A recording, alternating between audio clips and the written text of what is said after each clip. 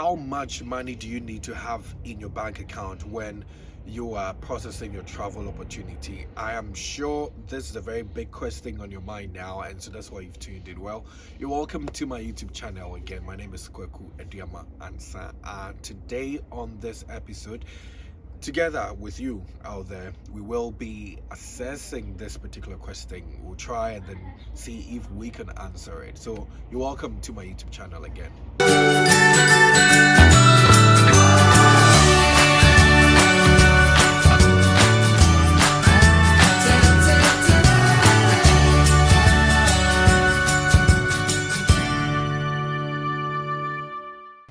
Well, even before we get into the video, I must be honest with you. I am not going to be able to tell you a specific amount of money you need to have in your bank account when you are embarking on your travel journey. Let no one lie to you. I'm sure you've heard people quote certain figures. That is not true. It's false. Depending on the circumstances surrounding your travel, the kind of visa category that you are going to apply for, all these things will determine how much money you need to have in your bank account, and I'm going to be explaining that as I move on. So I want you to stick and stay with me. But if you've not subscribed, I want to plead with you, please do subscribe to my YouTube channel now. I'm waiting for you. Just do it right now, okay? And then let's get it going.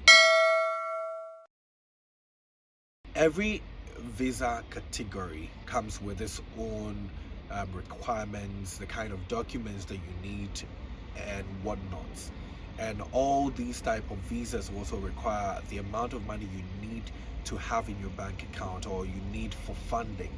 And depending on how many days you're going to be there, how many weeks or years you're going to be spending in the country that you're traveling to, all these things will play a critical role in your journey. And so today I'm going to be explaining that to you, and what I will be doing is to just pick the notable type of visas so that we can analyze it. Well, I do apologize if I am unable to touch on your kind of visa. Please forgive me. But let's start off with the B1 B2 visa. So the B1 B2 visa, as we've learned already, it's for people who are traveling for business purposes, very short trips, who are traveling to go visit family and friends, people who are traveling to tour the US. These people fall under this category, and let's assume that I'm traveling to the US to go and visit a family member who is also going to co-sponsor me. Maybe the family member has accommodation and wants to take care of my accommodation and also food. So what I'm going to take care of is my ticket or my flight to the US and back, and some little expenses that I'm going to be taking care of. This clearly tells you that the amount of money I need to have in my bank account to support my funding would be an amount of money that will cover for my flight in and out, and some basic money that I would need to have on me for other expenses that may arise. It's obviously going to be different from someone who is applying to the US as a tourist, because when you're a tourist, you are taking care of a number of things. One, your flights, that is your flights from your country of origin into the US. You're also taking care of your accommodation expenses, if it's a hotel, if it's a motel, if it's an Airbnb. You're taking care of your feeding, because you would have to feed yourself. You're also taking care of your transportation expenses, that's from your hotel to the tourist sites, amongst other things. And there are some tourist sites that you might even need to pay or book in advance, where you have to pay some money. So all of this would involve a number of things, and this would mean that you need to allocate some funds to that place. And so it might be different from someone who is being co-sponsored, as I indicated early on. It's not just that. If you are traveling to the US as a student, let's assume I have gained admission to a school in the US and I have been sponsored, or I had been giving a scholarship, so my tuition is being taken care of, my accommodation is being taken care of, and I am even getting some stipends at the end of the month.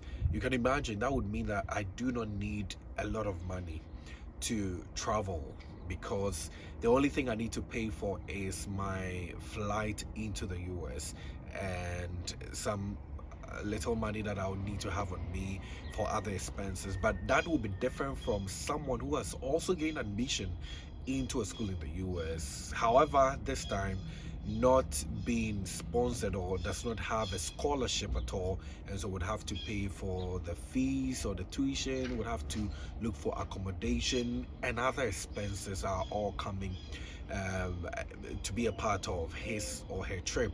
So this would mean that that person would need more money to embark on this trip. Assuming that you go in for your visa interview and you do not have scholarship whatsoever, and the deficit that you need to settle even to get into the school, that's your tuition, is like maybe $5,000, and your flights including other expenses, accommodation, would all add up to some $7,000, and in your bank account you have less than $7,000. Obviously you cannot fund yourself traveling to the US, so you would be denied.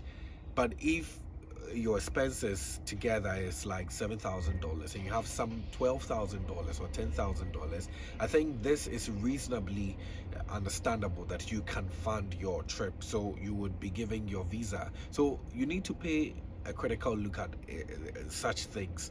You need to pay attention to such things, because these things might seem minor but very crucial to your travel. So you need to take a look at it. That's why I'm saying that depending on the kind of visa category that you're applying for, and also the circumstances surrounding your travel, that will determine the amount of money. But at least with this assessment or breakdown that I've made for you, you should have some sort of estimation in your head that I should be spending between this amount of money, and so I should have more than that amount of money, so that when you go for your visa interview you will not be denied. It's the same thing for business owners or business people who are coming in to do business. So assuming I'm coming to do business with my business partner here, and the person is co-sponsoring, it means the person is taking care of maybe my accommodation and food. With that, I will not need as much as I would need for the one that I'm not being co-sponsored. So pay a critical look at this and you should be fine. But I hope this makes a lot of sense to you. If you do not understand anything, remember to leave your questions in the comment section, and please subscribe to my YouTube channel. And thank you so much for doing the watching.